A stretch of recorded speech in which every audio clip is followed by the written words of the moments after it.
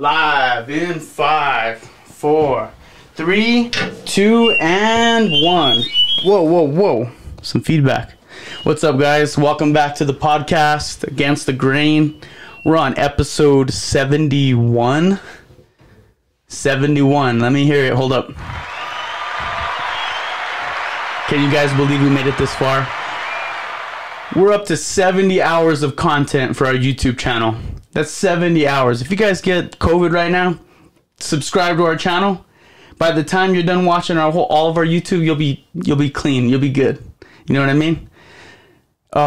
Before we start though, I just want to give a shout out to some people who hooked me up with some new wall merch for the pod. So we got this sick, it kind of reminded me of like a Sublime album cover. Shout out to Dima and Sammy from Southwest Treasures. Thank you guys for hooking me up. Thanking you guys for subscribing. It means a lot. I'm going to find a special place on the wall for this. I'm going to leave this kind of posted up so you guys can check it out. So today is a very special episode. It's been an episode that's been in the works for a while. I met this individual, I want to say maybe 6 months ago, I want to say. And this guy had a vendor set up at a pop-up shop, and his graphic art, his merch, his everything stood out to me. I think the first thing I said to him was like, dude, you got the sickest watch, bro. Where'd you get that watch? I think that was the first question I asked this guy. And he's like, my wife got it for me. I'm like, dang, bro, I need a wife like that. So you guys might know him. So this is gonna be a long intro. This intro might be longer than the actual pod. All right. So he's a musician. You know, he's a rapper. He's a producer. He has his own clothing brand. You guys might know him from Empty Pockets, a rap duo. Empty Apparel is his clothing brand, which is how I got to know him. Let's waste no further time in introducing Nick Valentine. Let's go, baby. Let's go. Yeah. What's up, Nick? Man, chilling, man. Dude, you have the sickest name, by the way. Yeah, it's like a Hollywood name. You know what it reminds me of? It's like a Hollywood name. It reminds me of like an old school like cowboy name. Like someone who would like do a shootout with you, like Nick Valentine. Right. He's the best shooter in town. You know, Nick Valentine's actually, well, the last name Valentine is popular in an old classic cult film called Trading Places. No way. Billy Ray Valentine. No way. Yeah, Eddie Murphy. That was his character. Shut up. Yeah, Billy Ray. Dang, dude. So people used to always say, hey, Billy Ray. You know, they used to call you that? Billy Ray Valentine. Hey, cheers to Billy Ray. Billy Ray. Salute. Heck yeah, man. Thanks for joining me at the table. Yes. Wait, hold up. Let me see that watch, because I think that's the same watch. Yeah, this is the one. By the way. Yeah, this is the one. I mean, if you guys aren't blinded already, this watch is the watch that connected me and Nick. Yeah, right. And you know, Nick was wearing this watch, and I'm like, dude, that watch is like blinding me, bro. Where'd you get that thing, dude? This thing's heavy, bro. I know, this is all you gotta do is backhand someone on the streets, you kill him. I know. Right? But shout outs to the wifey, thank you. Yep. Shout out to the wife. So I was kind of touched on it a little bit how we met. So you set up your vendors, your clothing brand and stuff like that. We got connected through Ito's Barbershop. Which is through Joe Abeda. Yep. And we had On the Day on, Frankie Armenta. Frankie. So Joe Abeda hosts all of these local vendors, like maybe once every couple months. We have everyone gather and set up their vendors and stuff, and basically just set up shop and allow people to network, right? Right, man. And thanks, Frankie, for that invite. Yeah, thanks to Frankie. And that's how we got connected. Yep. So we met at Joe's Barbershop, or Ito's Barbershop. Yep, from Frankie on the That's where I got this beanie. I've been repping it all winter. Yep, you got the classic green chili. That's the green chili beanie. Right. Remember I was debating for the longest time? We had did I have the red one too? Yeah, you had the red and the green. So red and green chili, yeah. And I kept on asking everyone, I'm like, dude, they're all Christmas. I'm like, there ain't a Christmas option. I know, we don't have both. I know. That's funny. But I'm glad I went with the green, dude. Nah, the green is hot. And I've been repping it, because look, it's like green is like a new aura. Right. I like it, man. It looks good on you, dude. Dude, so where do we start, man? So, you know, I gave you your introduction. You know, you're dabbled into music. You're dabbled into merch. Where did you get the brand name Empty from? So the Empty Apparel came from basically hip hop history here in New Mexico, which is me and my brother's group called Empty Pockets. Okay. With a Z also, because if you do it with an S and Google it, you'll get an old folk band. So Empty Pockets with a Z. Once you Google this and go on YouTube, you'll find us.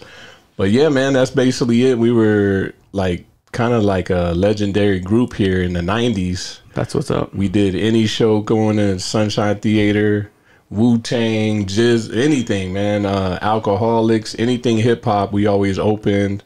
We put out vinyl in 93. Our first vinyl release was 1993. That's the year I was born, by the way. 31 years old. Yeah, our first vinyl was called Who Got the Mott's? Who Got the Mott's? Who Got the Mott's? What's Mott's? Man, Mott's was like flavor style. Ooh. Yeah, that's what we called it. So it's almost like Who Got the Riz like, yeah, now. Anybody else is like, yeah, right? Anybody else is like, that? What is that, applesauce? I'm like, no, man, flavor, you know. And that's cool because you guys were almost creating your own like trends, you know? Because you want people to ask, what the heck is that? Or what does that even mean? And in the 90s, it was a thing. Like, you know, when you heard it, you was like, oh, yeah, Who Got the Mott's? Yeah. That's sick, man. So that's how it all started? That's where it started. I didn't realize that name started that far back. That far back, dude. And I didn't start the actual brand till 2018, 2019 when I made it official, you know, got it registered. The sad face. Yep. So did it start with the double X and sad face, or did it start with the single X? It started with the single X, and which is what you guys see right here. And that obviously is a Goodwill flip. So back in 1995, the group started in 92, but in 95 is when we came up with the logo. I was like, yo, it'd be kind of funny to like flip it, put an X on the eye like he's drunk, and then put the smile upside down, because we were always talking about being broke. That's what Empty Pockets was about. Damn, dude. So fast forward 2018. Our pockets are full as hell. Yeah. Not empty anymore, but you know what I mean. Dude, it stands out. So like, thank you, G. The fact, I mean, you know what it kind of reminds me of, but you guys, like from the year that you guys said you even thought of it, it kind of reminds me of have you ever heard of Marshmallow? Yeah. You know the marshmallow logo, whatever. Exactly. But like yours, you did that like a generation before he even thought of it. So it caught up. Yeah, and look at how catchy that brand was. Well, the X's and everything just caught up with us. Yeah. We were kind of ahead of it, but it was a flip. It was like making fun of the Goodwill. Yeah. So we were like, yeah, we shop at Goodwill. We're broke. We just made, you know, it was just fun. It was like a funny thing. That was it, man. And fast forward, when we did a collab with Good Company recently. That's this one I have on with the 2 X's, which is similar. And I'm also wearing one of his latest drops. Yes, Second Essential. Second Essential. All you Burqueños already know what's up. Yep. Shout out to Frankie on the graphics on that too. Lost my virginity on that street. No, I'm just kidding. Second Essential in the back alley. Oh, how romantic. No, but the 90s logo, you know, you can't beat the 90s throwbacks. It's crazy to think that 90s and early 2000s are like the new throwbacks, you know? Everyone's trying to rep them. Like my brother's visiting from LA, and he looks like how I looked when I was dressed when I was like, you know, 8 years old. Right. And I'm like, dude, like you should have just held on to all the stuff I donated to you. Right. That's too funny. That's crazy how you guys started like that. Yeah. And so are you still kind of dabbling like in the rap game a little bit, or are you more focused on producing now? Yeah, more on the production side. I haven't really done a rap record in a while, but mainly on the production. I want to release an instrumental album this year. Okay. So that's what I'm working on now. I have a lot of beats, but I figure why wait on artists to get, you know, to release it? I'd rather be in full control and drop it whenever I want to drop it. Right. You know, and a lot of the producers now are doing that. That's smart. Making beat tapes and just put them out. Well, that's actually a big advantage, especially if you're into, you know, rapping and stuff like that, because a lot of rappers are dependent on producers, and they can't really find their own style because they're dependent on a third party, you know? But like you look at artists like Kanye West or Travis Scott, the reason they're so successful is because they could produce exactly what they want to rap to. It's an advantage. You know? Yeah, it's an so advantage. So you could create your own weird key sound. And if you can write, then you know, you're in the game 100%. Yeah, yeah. Yeah. That's why I like artists like Eminem. I love Eminem to death. I think he's the best rapper ever, almost. Right. But he like never produced, you know? Like he was on Dr. Dre's beats. Right. It would have been cool to see like M, you know. Actually, if you go back, does he produce? He did produce. He did produce a good. He produced some of his stuff. I would say after, or like co-produced. Yeah, I would say he started making his own beats though. It was like after the Marshall Mathers, all the classics. If you listen when he had what was the group? D12. D12. So around that time, early 2000s, you started to hear more of his own production. You could kind of tell. Yeah. But it was definitely like Rap God. Do you think he was like on that? I'm not sure. It's hard to tell. I have to fact check that, but he definitely did get on the production side. Yeah, that's crazy. Yeah, because there's a lot of rappers that I know that I'm like, okay, that guy's a really good rapper, but like, I almost wish like, you know, it's cool to see an artist just take full ownership of the whole project. Right. You know, and you can almost tell. Like that's 100% Chance the Rapper record, or that's 100%. Right. Because it goes with their sound and stuff like that. Right.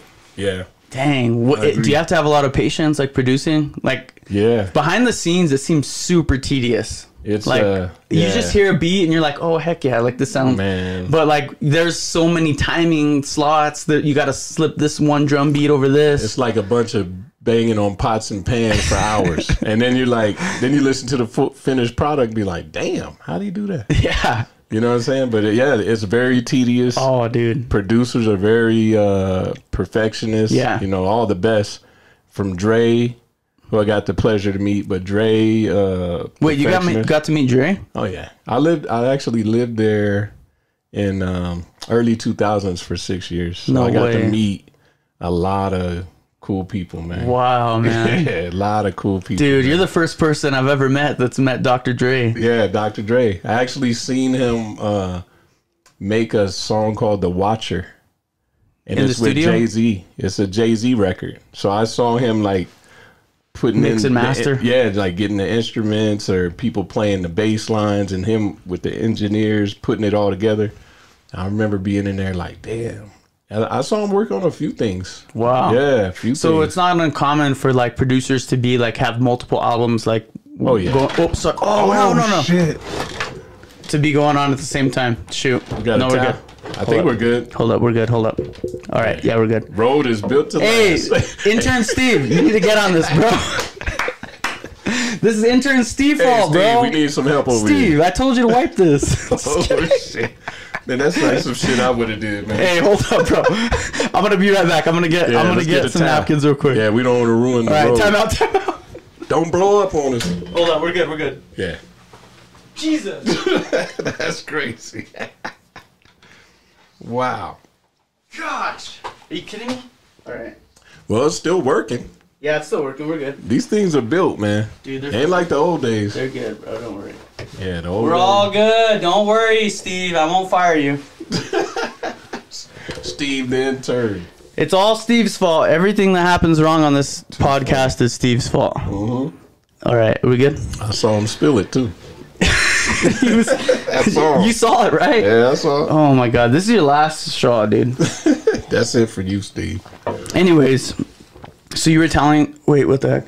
So you were telling us about Dr. Dre and like seeing him behind the scenes. Yeah, I got to meet him a few times, man, and saw him working on projects, which is always common when you're in LA. You get to kind of, when you're in a certain circle, which I was in with a cool circle of producers and artists, so I got to meet a lot of the big time Battle Cat, who's a DJ. You know, the only one I didn't meet DJ Quick. DJ Quick? I didn't meet DJ Quick, but I met. He was very, very like you know, high profile back in that time, right? And a big time producer. So I was watching the Genius documentary with Kanye West. Have you seen it? It's on Netflix. The one it's called Genius. The one his friend put together? Yeah. Kid Cudi. Yeah. Or Cudi. Kid Cudi? Yeah. Cudi or it's not called Kid Cudi, but it's just Cudi. Got it. I think it's just Cudi. Got it. Yeah. It's like vintage Kanye. But DJ Quick came up a lot in that documentary. Wow.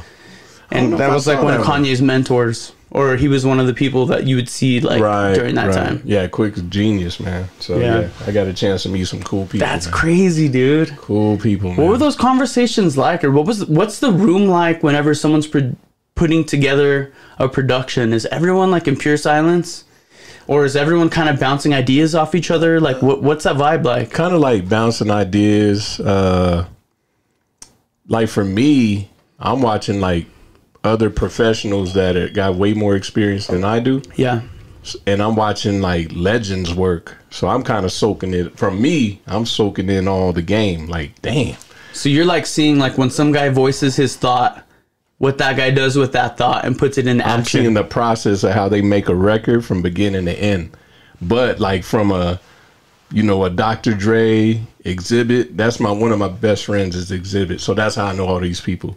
That's crazy. So when I would go hang out with him or watch him work, I watched they call it the process. So there's a way that they do the raps. There's a way they don't write anything down. They do bar for bar rapping, and then they'll stop recording and they'll record again, and it takes away all the writing. Mm-hmm. So it's different. Every camp has their different way of doing things. Right. It's pretty dope to watch. That's cool, man. Like my favorite thing to watch, and like I love going down rabbit holes because I love the beginning or like the prequels of what makes something great. Mm-hmm. You know what I mean? I love seeing the birth of like that first beat of like Lucifer for Kanye West and Jay-Z. Right. Like that first moment Jay-Z heard that beat. Right. You know what I mean? Like that to me is like special. Yep. Because we all know what it became, but to see the first person that heard it and said, this is it. You watch the reactions on YouTube? Yes. Like when they first heard the beat? Yes. Like when Jay-Z first heard Dirt Off Your Shoulders? Yes. Yeah. Like I love watching those videos. That's dope. Like today, or I think for those of you guys that follow me on Instagram, I just shared when Kanye West was, or not Kanye West, Travis Scott was producing Astroworld. Uh-huh. And you know that song, what is it called? It's not called, I almost said Carnival. Is it the Sicko Mode? No, it's not Sicko Mode. So it's one that Tame Impala produced for him.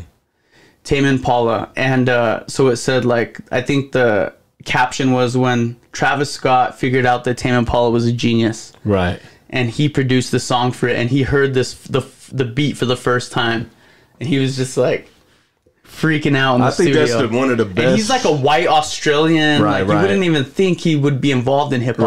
Right. And he's like, dude, what are you doing down under? Like, what you got going? Like, it's one of the best feelings to go in the studio, and when they're listening to beats and picking the beats, that's pretty dope that's pretty dope to watch, because the reaction of like, yo, I could do something with this. Yeah, this is crazy. Yeah, and to think that their name isn't even on it yet.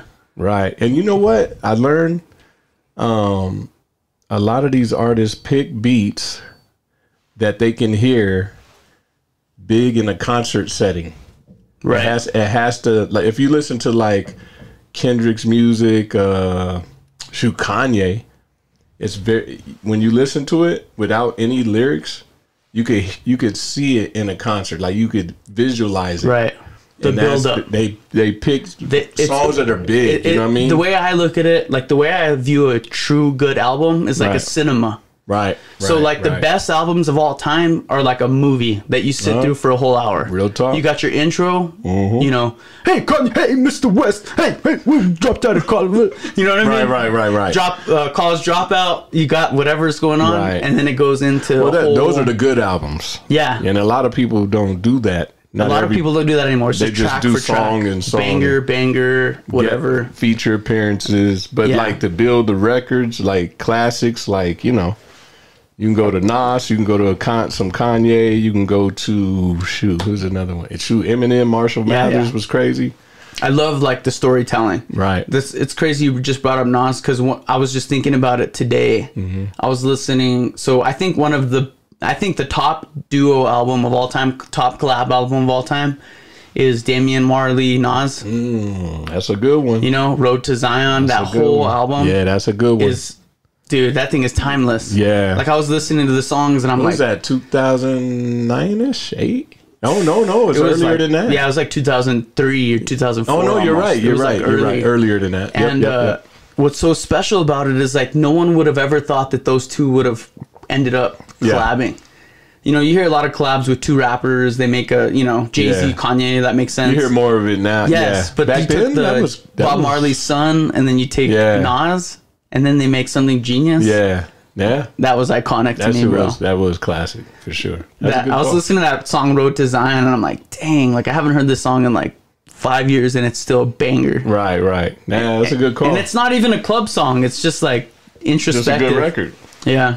That's cool, though, that you got to hang out with all those producers and get to see how those minds work. Yeah, it's pretty dope, man, because you learn a lot, and it's inspiring, too. You know what I mean? It's always motivational when you get to meet with these guys and the producers behind the scenes. Like, I could drop a lot of names, but just to, like, see them work, man. It's just you know, something you can't different. put in. Yeah, it's just, I'm glad I got the experience. Though. A lot of people don't get to, you know, experience that. You know what I mean? Yeah, because you're getting to see a whole other side of them. Right. You know, there's the part that they show in public, and then there's the part where they're clocked in. The creative part's crazy, man. The energy, and especially when people are excited about it.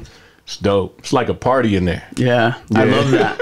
I love, so, like, it's cool, like, how you said that, like, many different artists have their own, everyone's their own camp, right? Yeah. And I thought what was cool is, so one of my favorite albums of all time is My Beautiful Dark Twisted Fantasy. And it was so cool to watch the making of it, because Kanye, he had it such down to a T of like a fight camp almost. Right. To where everyone wore the same suit in the studio, and they all showed up at 7 a.m. Damn. And they were all wearing a suit with a tie, no matter who was in the room. And that just meant them let everyone know it's time for business. Is that one of his biggest albums? Like, I'm not a huge Kanye fan, so I don't know. To me personally, it's my second favorite. After what? Which one? Graduation's my favorite. Oh, Graduation. That was his first or second one? It was his third. Graduation was third? So Graduation was the one who introduced the cartoon bear that you see up there. Yep. So there was College Dropout, and then there was Late Registration, and then there was Graduation. Was Graduation 2008? It was... 6? Or right in there? It was like 2007 or 2006. Yep. No, you're close. Yeah. And then My Beautiful Dark Twisted Fantasy didn't come till like 2011 maybe. Dope. But it's just cool to see how different artists are like, this is the tone for the album. We're going to keep this tone. We can't have, no one's using social media. We can't have no outside distractions. This is what it is. Right. My beautiful, you know. That's and then dope. Everyone's on the same level, you know? Because then if you get too much outside influence, like, yo, did you see Taylor Swift tweeted this? We should make a song. Right. It's like, it just cancels out the noise. When it's focused like that, you get it. Yeah. You're on a whole nother level. You said that Xzibit was one of your favorites? Yeah, well, he's just actually, you know, when I moved back, well, long story short, we lived in Arizona that's my second home. So we moved back here, which is originally home, in the early 90s. So 92, my first weekend back here, I met Alvin. So that's Xzibit. So I met Alvin, his pops. I didn't know his name was Alvin. Pops, sister, you know, it just became like family. So I met him in 92, but then he left in 92 to go to LA. Yeah. He wanted me to go with him. Shout out to Pimp My Ride, too. Yeah, shout out Pimp My Ride. That was my favorite road, or my favorite show growing up. Right. So, you know, that's what he got known for, you know. Yeah, but he has a lot of bangers. But, yeah, people don't even know the music side. Let me see you tear it up. I'm up in the news. Let me tear it up. You guys don't ever seen Drumline? Oh. He does the soundtrack, or does that song for Drumline called Tear It Up. He has a song called Tear It Up on Drumline. What's that? Oh, shit. I think. I wish I had my other phone. I think that's. But it's Xzibit as the artist. I think that's PD Pablo. No. Xzibit's on Drumline? Then you might have one. No, he over plays on me. that song, Tear It Up. Dun, dun. You know what song I'm thinking of, Yeah, right? yeah, I know what you're talking about. Yeah, I know what you're talking Petey about. Pablo sings another one on drumline called that one.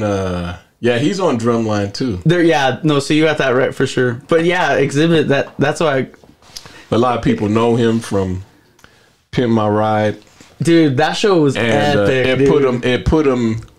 It made him a household. It gave name. him like a full stardom, like outside of rap, hip hop. outside of and then set him up for other things to come. That's cool, man. That's the homie, man. Shout out to It's cool to have mentors like that, Yeah. who can give you advice, just hanging out. I always pick his brain. He he's a businessman. He's smart, man. Smart dude, man. What's the best advice he ever gave you? Man, you say I can't help you if you can't help yourself. That's one that always stays in my head. I can't help you if you can't help yourself. So in other words, like, hey, bro, hey man, you got to pull you. Yeah, you have to put in I'll the meet work you on in your the own. middle. Yeah, I'll meet you, but That's the thing, man. A lot of these, and then especially now with the internet, like we have so much access to information. Like I could watch 1,000 inspirational podcasts in one day, right. but like what a lot of them don't teach you, or what a lot of parents don't teach their kids, is like you have to put in the groundwork. Mm-hmm. You know what I mean? You have to do the dirty work. You have to do the stuff that sucks to get where you want. Yeah. It's a game of chess. You have to give up your pawns to get the queen. Gotta get your hands dirty. Yeah. And so a lot of these kids, they see streaming and all these YouTubers, and they're like, I'm gonna just go cause chaos on the streets and go viral and make millions. It's like, no, dude. Yeah. That's my son, my 8-year-old right now, talking about he want to be a YouTuber. I quickly changed the subject, like, we'll see, I was like, Lord, please have him do something else. Gosh. I mean, if he becomes successful, okay, cool. But, but they see that, Yeah, they see the Logan Pauls, they see the Aiden Rock, all these people. And, hats off to them for doing what they did. Mm-hmm. But the bottom line to teach kids is you can't copy paste a person before you. Right. Because you're never gonna, you have to set yourself apart from everyone else. You have to go against the grain. Against the grain. Ah, nice segue. You know what I mean? Way to plug in ATG. That's what we do, bro. Let's go. So when you came back, or when you came to New Mexico, how far along? You said was it 2011 where you started doing like the clothing brand and all that? I started actually on the DJ, and I started under my Cello. That's my rap name, Cello. So I use DJ Cello. So in 2010, I started DJing, and then in 2018, I started the clothing brand. So I started just with some t-shirts that had that logo that's on your beanie. Yeah. I just had different colors and stuff like that. And in 2019, I actually, registered it and got it going legally, LLC'd it. I need help with that. And I've been talking to Frankie about that because I don't have it trademarked. Yeah. And he was like, he was giving me crap about it. He's like, dude, you don't have it trademarked? And I'm like, dude, I don't know.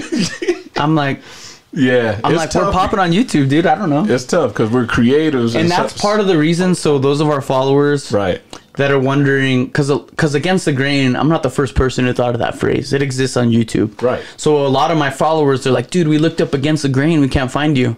So on YouTube, we're Against the Grain Custom. And it's funny because the reason it says custom after is that's what YouTube auto-populated for us because Against Grain was taken. Right. And we didn't even know we were going to like keep going with it. We're just like, let's just create a YouTube channel. Right. We'll just... And so Against the Grain Custom just ended up being what it was. But now I'm kind of thankful for it because now we could have Against the Grain Custom t-shirts, Against the Grain Custom logo. The custom might add a little cherry on top. No, for sure. But it pisses me off because Against the Grain podcast, they made like 3 episodes on YouTube. And they were done. And then they're done. So it's just like a sitting YouTube channel. And if I make enough money, maybe I could buy them out. But it pisses me off. That's too funny. Yep. That's crazy. I dropped my phone. Just kidding. No, so let's talk about the branding and stuff too. How do you get connected, like, in vendors and stuff like that? Like, how do you network? Like, what's your process? Like, do you have someone who kind of recommends, like, hey, you guys should hit up these events? Because I saw you, so the last time I saw you, I don't know if you remember, was at Breaking Hearts, the breakdance event, remember? Yeah. And we could talk about that in a little bit too. Right. But like, how do you even get involved in that stuff? Man, luckily, because of Empty Pockets and then people knowing where it came from, I'm already kind of connected to those guys. So really the network has just, you know, kind of just moved from the 90s on. Like anybody that was following us, they kind of like know who we are and know what I do. And they're like, oh yeah, we're doing this. So I get invited because they know what we're about. They know what I'm about. They know where I come from. Yeah, so they're they like, know where you're rooted. Yeah, we gotta have Empty Pockets or Empty Apparel here. You So know, you just get the text from the homie. I'll get hit up. That's or sick. sometimes I'll even see that they're gonna do something. I'm like, Hey, what's up? hey, what am I, chopped liver? You gotta hook me up over here. What are you doing, man? They're like, oh yeah, you know. But you gotta, squeaky wheel gets the oil, man. You gotta say something too, man. You have to kind of like They don't all just come to you. put your foot before the door closes. You got to go after those. Honestly, I don't just get invited all the time. I actually say, hey, what's up with Like that? you got to remind them, like, hey, I'm still doing this. I got a new drop type stuff. And then what I do is with my community now of like brands I mess with, like On the Day, All Chola, Good Company. So we got local landlines. So we got a few of us that are tight knit. Let me shout out one more: Lone Spirit and Bad Cherub. Yeah, Wait. give them the crowd. Oh, I think the sound bite isn't working because I dropped coffee on there earlier. Let's try the crowd again. Oh yeah. They sound drunk, but they all right. But So guys, I think I might have broke my soundboard, but it's all good. Hey, it looks, well, at least you can hear us, so that's good. Yeah, we can still hear each other. It'll come back. Don't worry. But anyway, I got a... Oh, here we go. There we go. Yeah. Shout outs on the pod.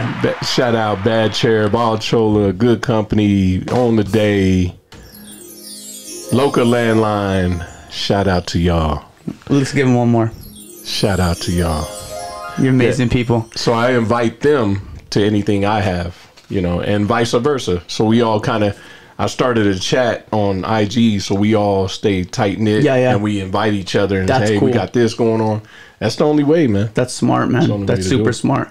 I got involved in the merch game for a little bit. Like, so when Joe used to have his pop-up shop or pop-up events at his old shop, I did one event where I brought a booth, I brought everything. Right. And I did so well with the merch game, but I didn't get back into it.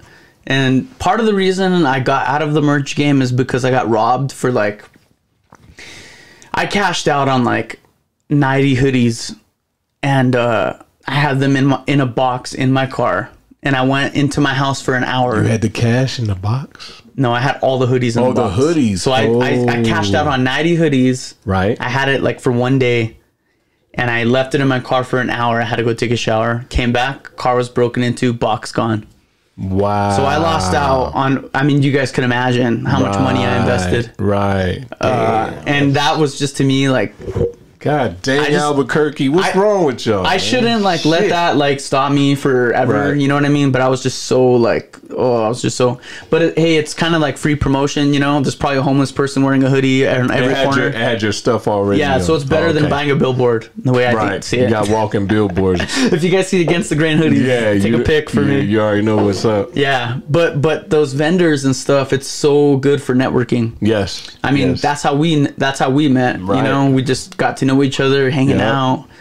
You know, I like what you do. You have a conversation. See, I'm more interested on like the person behind the booth, you know? Right. And that's why I like doing the pod is like, you know, I get to see all this stuff. Like we all like the logo, but what's behind the logo? Exactly. I appreciate you bringing me up here, man. Oh, dude. You know, tell the story. Dude, like I said, man, like we're starting internally and then we're expanding out, you know? Right. So I got to have all my favorite vendors on before we even branch out in New Mexico. Love it, man. Love it. Love what you're doing. Yeah.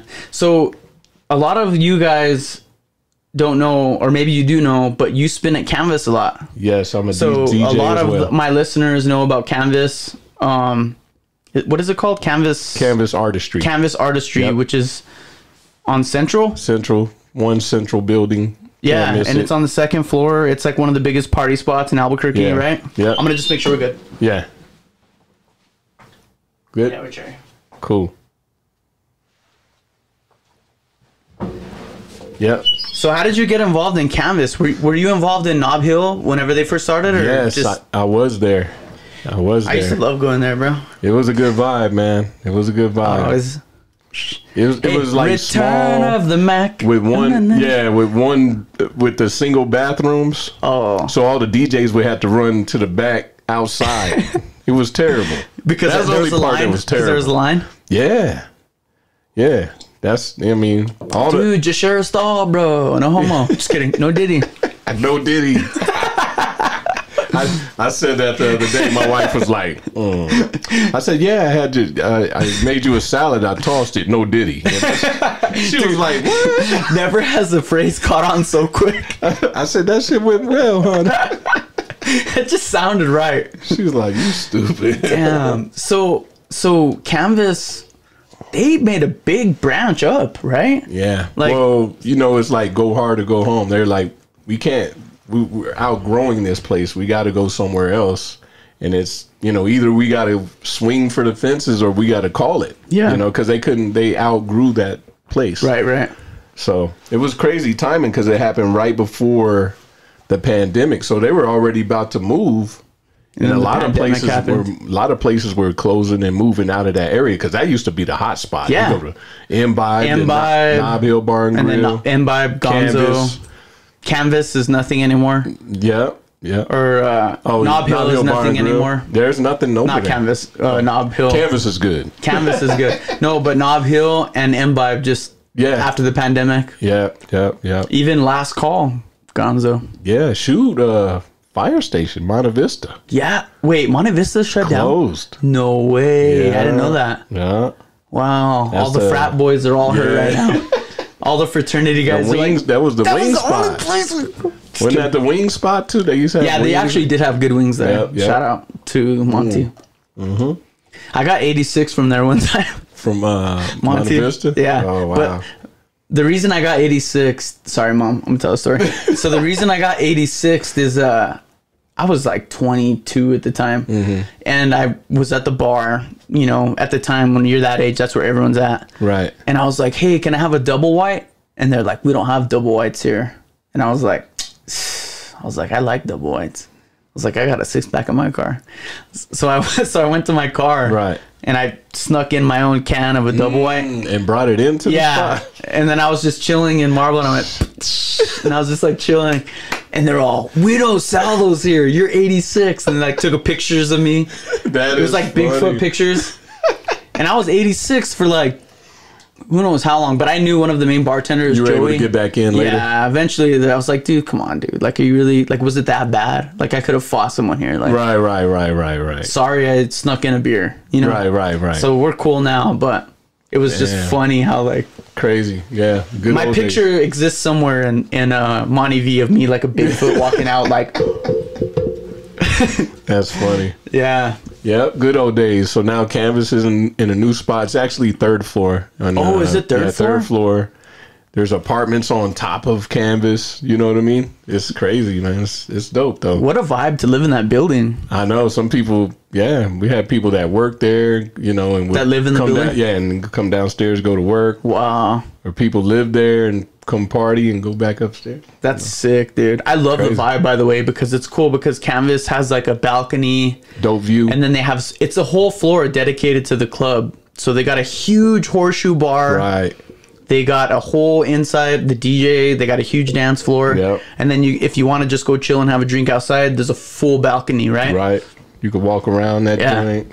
I mean, if you're a single local and you want to meet some new people, like that's a place where the best music is. Man, we try, man. I was watching your clips, dude. Like the last time you were there, it looked looked sick. Man, we had fun, man. It's dope, man. It's dope. A lot of fun. Friday nights, I'm there. Wednesday, rotate Friday nights. I'm there every Wednesday night, way back Wednesdays. and then I do soul food brunch is the one. Like, I saw that. So, besides Saturday, I got to plug Speed One because Saturday house party is always crazy. heck yeah. Always crazy. But the brunch is dope, man. 12 to 4 o'clock. Always a lot of good time. On what day? Sunday brunch. Day party. Now during the summer? Yeah, it's been good. I'm sipping one day. Just kidding. Nah, it's fun, man. It's a lot. I love that. I always tell people if you like old school vibes, it's a little more grown. You can, it's a good spot. It's a little different, chill. Dude, that's why people probably have the most fun because people forget how many bangers they had back in the day. Yeah, man. Everyone's so focused on what came out next week, but it's like, dude, let me take you Man, back. I had people singing old Jodeci tracks and High Five, all kind. But what's the one that kind of came back? Candy Rain, all that. Soul for Real, all that stuff. Man. I wonder how many babies have been made like after Canvas, dude. You guys are boosting the population. Probably a lot.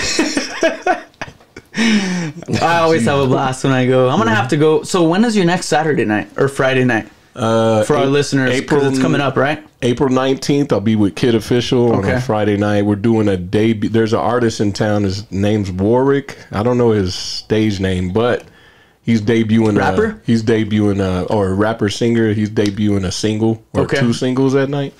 So we'll be there April 19th with Kid Official, and then Sunday I'm there. So I'll be there this Sunday. That's what's up. Yeah, it's dope. So you're gonna be there Saturday, Sunday that weekend? Yep. I'm gonna hit you up. I'm gonna go for sure. 20th, yeah. I'm I'll stay in for like 2 weeks and then I'll go out and go just crazy. party. Yeah. I'm like a spurts guy. Like, That's a good way I don't touch that way alcohol. you don't burn yourself out. Yeah, I don't touch alcohol throughout the week. I don't do nothing, but like once or twice a month I'll like make it a special thing, That's cool. That's probably So you guys might see me with my shirt off April 19th if you guys want to see. Just kidding. You're gonna regret letting me in and be like, oh, I don't know this guy. I got you too, and let me know. I get you on that list, man. All right, sounds good, man. I'll hit you up. That's cool. So how long have you been so you've obviously been with Canvas before the pandemic. Right. What's it been like? So we're talking like over like almost 4 or 5 years? Yeah, man. Shoot. Canvas was, let me think. Let me get back here. Canvas might have started in Nob Hill. I think it's a total of like 7 years. Wow.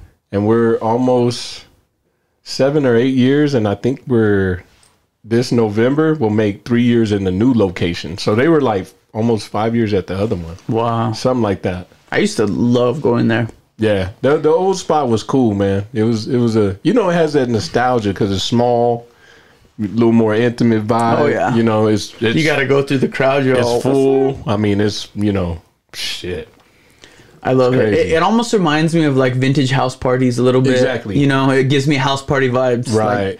Right. You hear those songs, it takes you back, and you just like want to just kind of let loose. And we still try to carry that to the new Canvas. It's just the playlist is a little more broad. Yeah. Than it was. You got to throw in some David Guetta every now and then. We got to put the Kid Cudi in there. You know what they really like is Pitbull. Oh yeah, Fireball. Are you kidding me? Pitbull.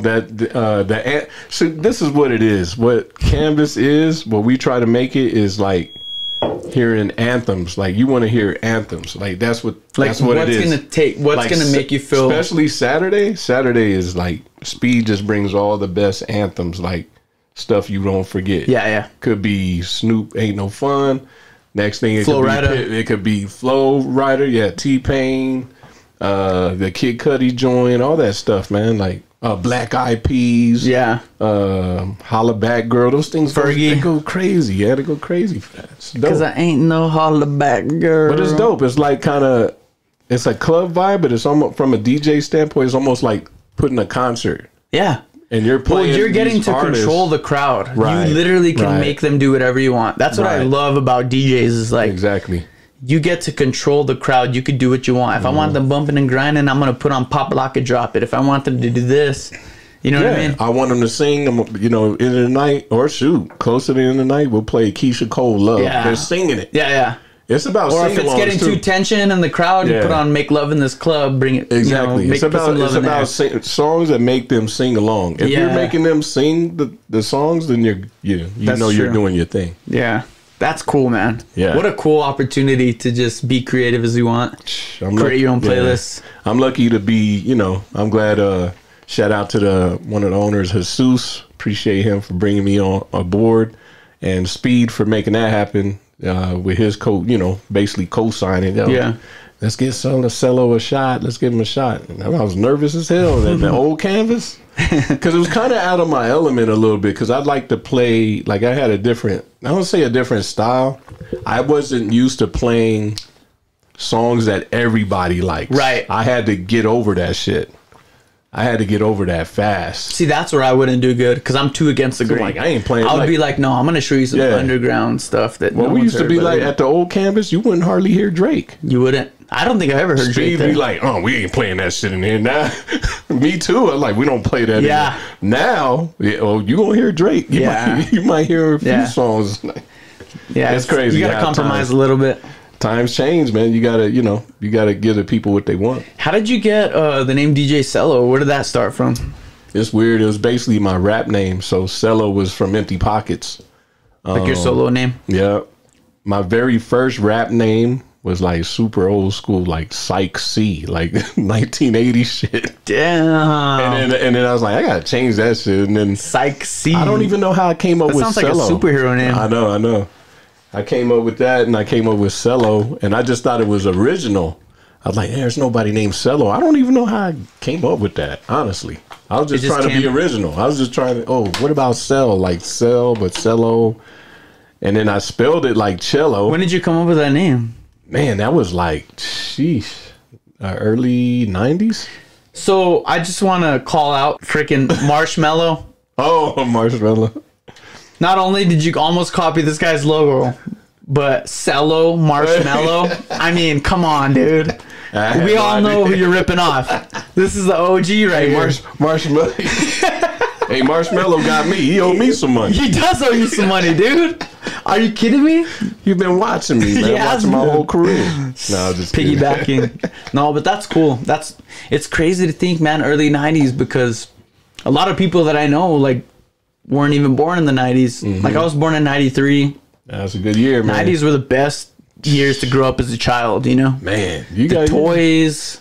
We had the Transformer toys. We had, like, BB guns. Yeah, you grew up in a good time. So today, my next door neighbor has kids, and it made me so happy. I saw one of their little kids playing with a BB gun.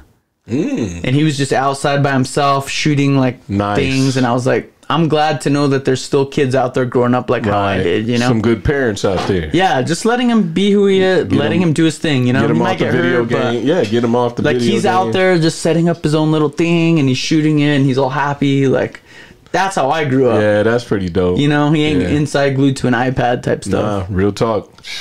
Yeah.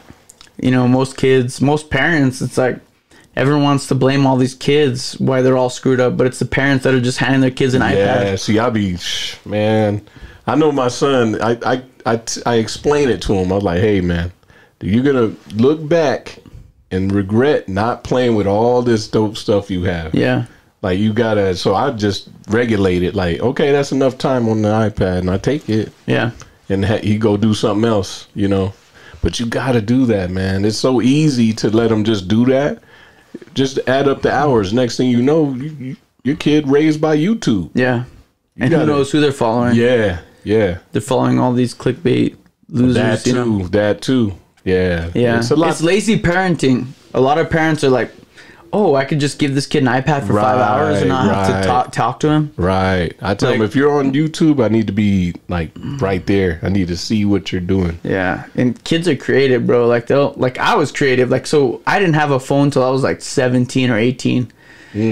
And but what I did have is like a PS1. Nice. And so I would wake up at like 5 a.m. I knew my parents were still sleeping, and I would get on some the game. Yeah, it's good old days. So it taught me some discipline, how to wake up early to get what I wanted. Right. You know what I mean? Yep. I'm just waiting for the new Grand Theft Auto 6 to come out, dude. It's not out yet? Damn. Did the 5 It's been over 10 years, huh? Wait a minute. I'm lost. I thought it was already out. So GTA 5 came out in like 2010.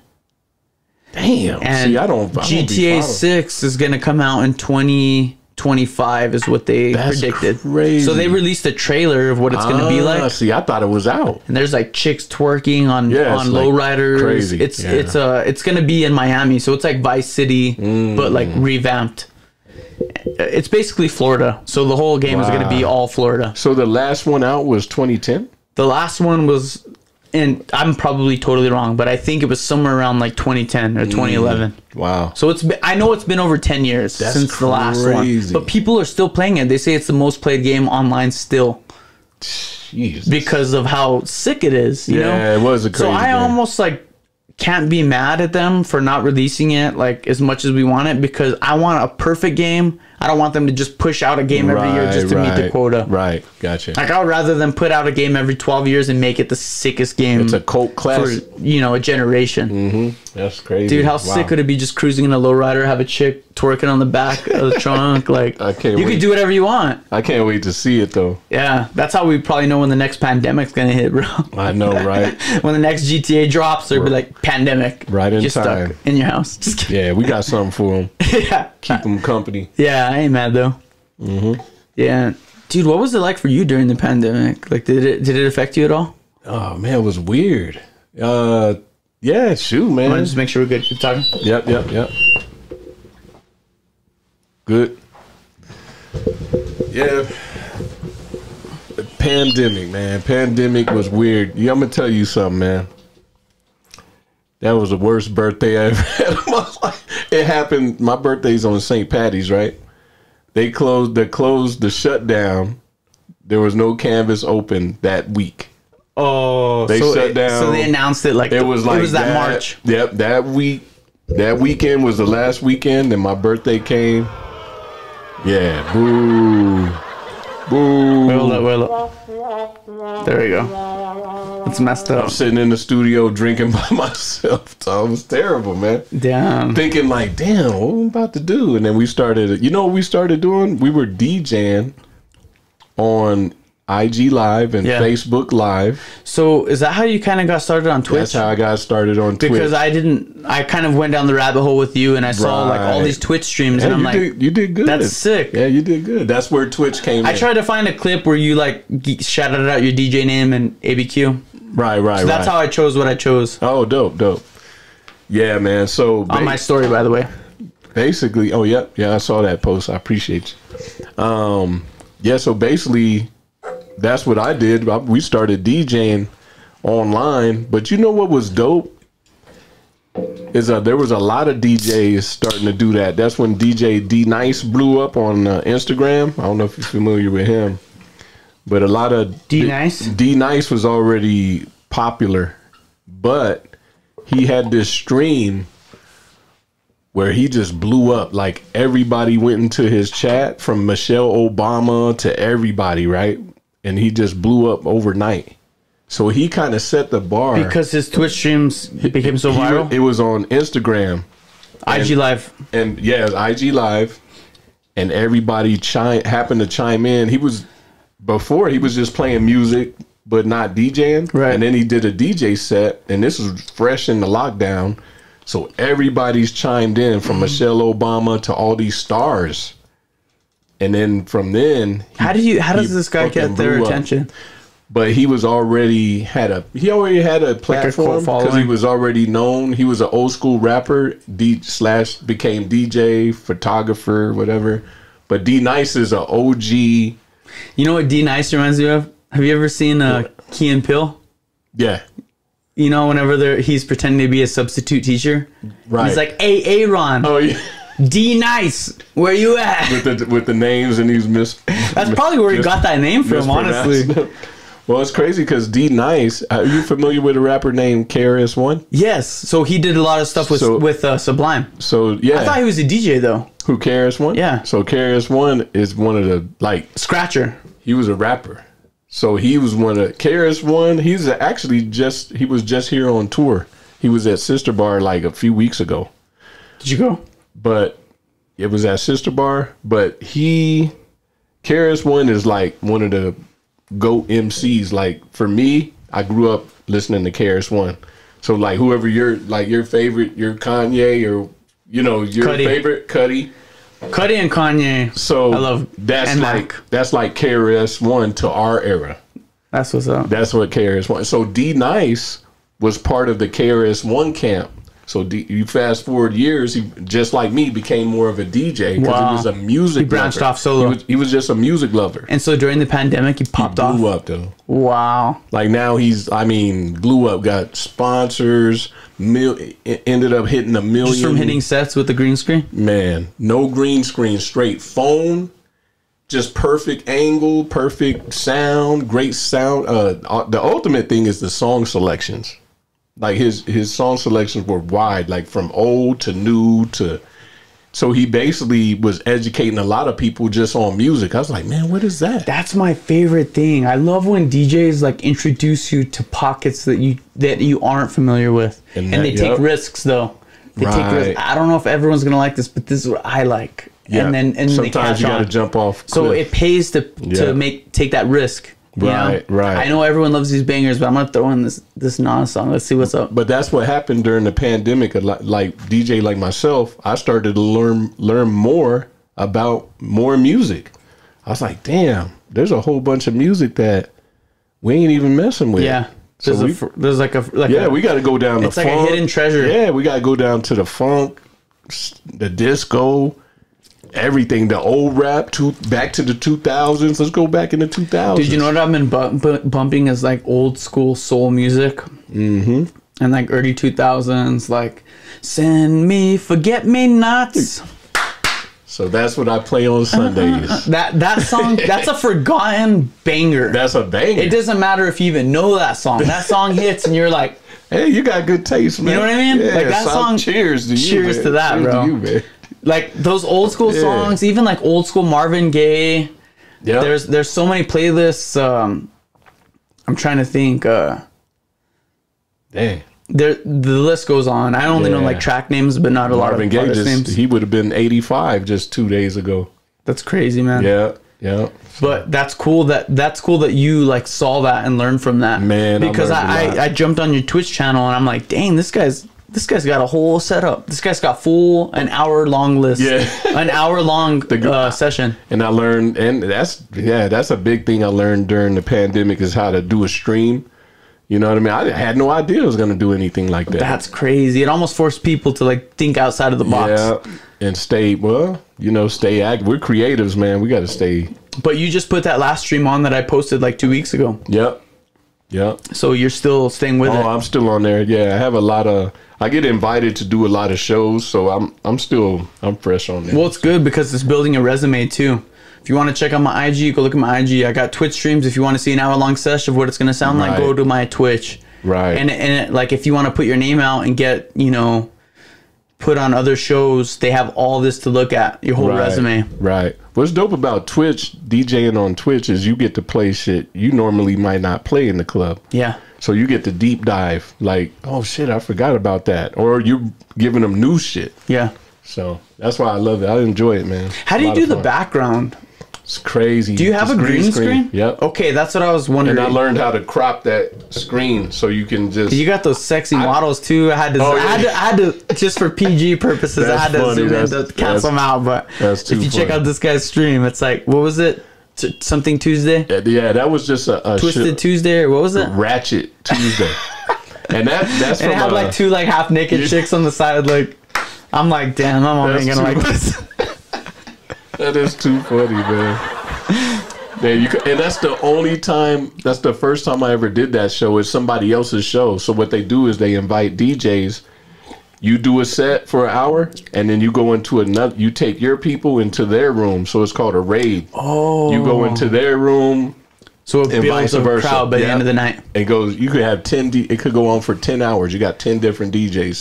Some of those trains are like 12 hours, 14 hours. So Twitch is cool with you guys playing other songs? Yeah. They're not like copyright crazy? Nah, all they do it's not like YouTube? No, they just mute the playback, some of the songs. Because there's some of your streams where it's mute. Yeah, so you can get away with going live. But if you're on Twitch, you can hear the whole thing. You can hear the whole thing. Because I clicked on it through whatever, I don't know what it was, but I was like having to fast forward. And it depends what you're playing. If I'm playing a lot of remixes, you're probably going to be able to hear a lot of the songs. But if it's like old classics, they're going to mute a lot of it. So damn. But yeah.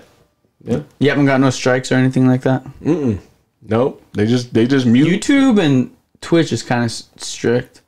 YouTube like is very strict with copyright stuff. So our intro, there's gonna be a day where my channel just gets canceled completely because my intro to my YouTube is a song by the Ghetto Boys, you know, and it's the song that originated from it's where so I'm a big fan of Kid Cudi, right? And I love that song Day and Night, and it's the song that inspired it inspired Kid Cudi to make Day and Night. Oh shit! Yeah, and so it's by the Ghetto Boys. Wait, what song? My mind's playing tricks on me. Shit. That inspired him? Yeah. Wow. So Kid Cudi has said openly, the song that inspired me to make Day and Night was My Mind's Playing Tricks on Me by Ghetto Boys. So like I said earlier, I'm all about the birth of something great. Right. So I took out Kid Cudi and like what inspired him to do that? Ghetto Boys.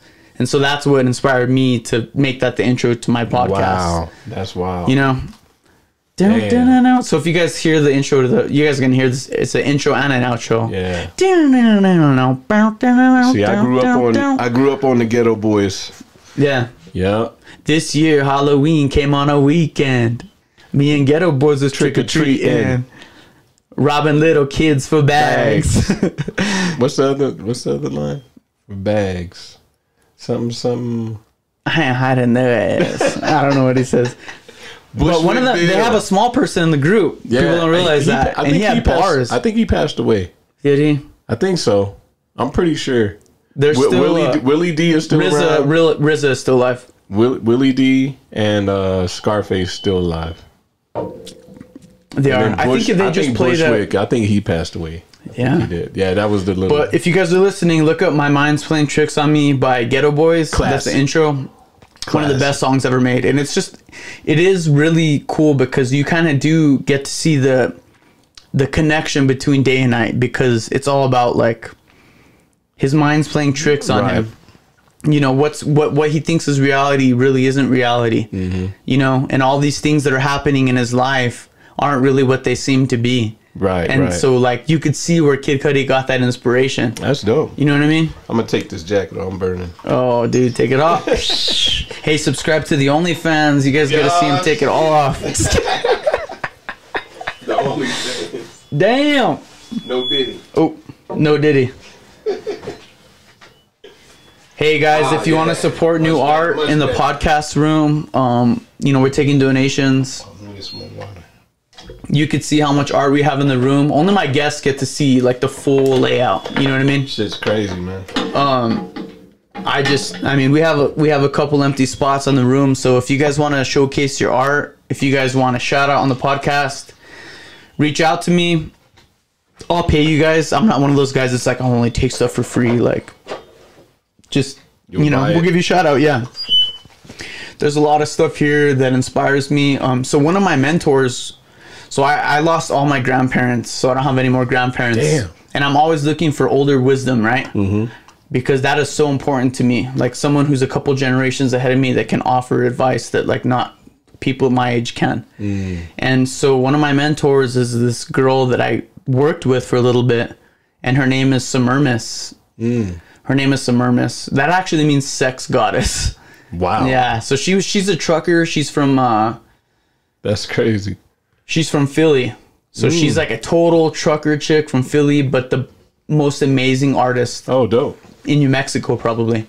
So she's won the Balloon Fiesta contest, she won the Balloon Fiesta contest like 2 years in a row. Wow.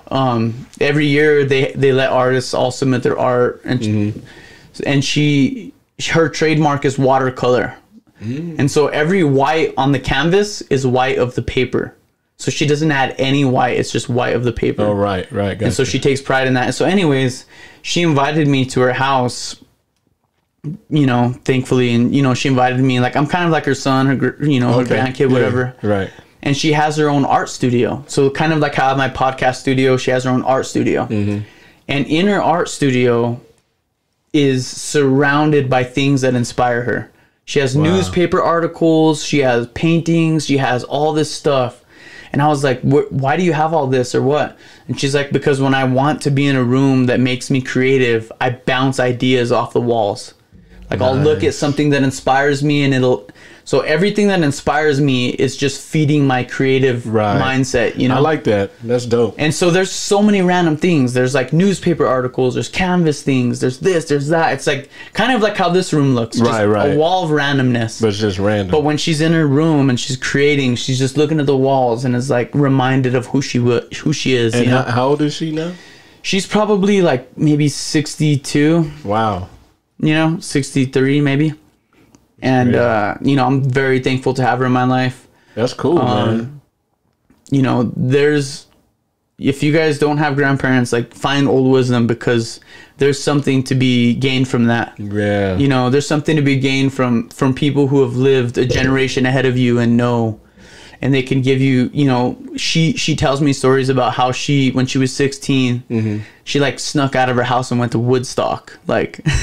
Like when Woodstock was popping. Whoa. You know what I mean? Like her parents were like, don't. And she just like snuck out. Wow. Went, you know? That's crazy. And so she tells me about all these stories about how she snuck out to Woodstock and she did acid and like it expanded her mind. Like crazy stuff. You know what I mean? Wow. And I'm just like, damn, like, you know, sometimes it's worth taking risks in life. Right. And going against the grain. Hey, damn. It just keeps happening. I'm sorry. This guy sets it up lovely, man. ATG. No, wait. Against the grain. Yeah.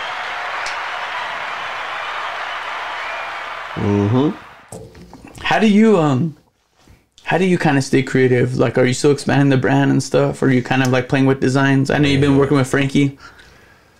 Yeah, it's tough. I'm obsessed with this damn brand. Like, it's just like, because I like doing production. I do remixes, edits. Like, there's all types of stuff I like to do. Yeah.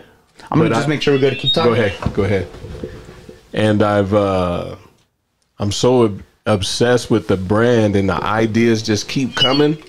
I end up not doing some of the other stuff I do like to do creatively. But I have fun creating because I just have these ideas that come. Like when you see the new stuff we have coming, you'll be like, oh wow, okay. Like I'm excited to you know share with the with because our clothing is made for everybody, but some of it is a 505 thing too. You know what I mean? And I started to realize, like, how do we supply like a need? Pay homage to our internal crowd. Supply a need that's more urban, but geared towards our city. So there's a lot of, we have the Zia stuff, you have the Burke stuff. I was like, how do we add our spin to it? So we call it the Q. So on the back of your T-shirt, it says Second and Central, the Q, because there's 2 Qs in Albuquerque. So our nickname for it is the Q. Yeah. So, man, I just... shout out to Q Bar. Q Bar. Doesn't exist Q anymore. Bar, right? Yeah, so, I mean, I'm always, I had to shut off my brain, man, because I'm always, when I'm laying down, relaxing, I always have ideas. How do you get in your creative space? Do you smoke, drink? Are you just there naturally? Naturally, sometimes I feel like that's the best way. Yeah. So me, personally, I kind of label myself as a Christian, but I have a relationship with God. Gotcha. And sometimes I'll just ask God, like, just tell me, feed me with wisdom. Give me ideas. Give me things that inspire me. Right. And sometimes it takes a turn that I would have never even thought on my own, Right. So it's cool to always keep an open mind, What I try to do, because I take it like it is a gift from God. Yeah. Because some of these ideas just come out of nowhere. Just come out of nowhere. And you almost feel guilty for taking ownership of it. Because this just came to me. Like, it's not like something I dreamt. It just came to me and I just put it into action. And it could be, for me, it could be a design. It could be an idea like, oh, shoot, I could take that beat and put this acapella on top of it, make a whole nother version. So I do stuff like that, too. I have a Bandcamp that has all remixes that I made. So you can go on Bandcamp and get, like, just custom remixes that I've made that has, could be... Like I just did one, that girl, what's her name, Tyla, that has that song Water that blew up. So I did my own mix on that, and I threw Run DMC beat behind the vocal, took it on a whole nother. But those ideas come, I just do it right away before I lose it, and I try to go fast. As they're coming in, you got to get them done. That's cool. But yeah, I feel like being a creative, and I kind of call myself a creative because I'm very good at connecting dots.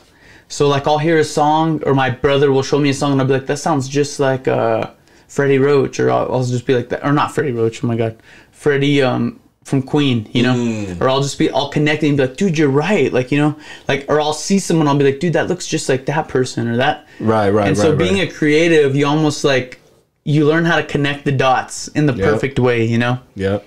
Like I heard this song, this vintage song that reminds me of this, but I'm gonna blend it together and do this, you know, because there's something special about blending the past with the future. You know? We can't forget the past. No. Because the past is there for a reason. There's a reason why it is what it is. Exactly. Let's remind everyone where we came from. You know? And shoot, that's kind of what the brand is. Empty Apparel is it's the history of 92 hip hop here in New Mexico. And we're telling it, because I didn't even tell you this part.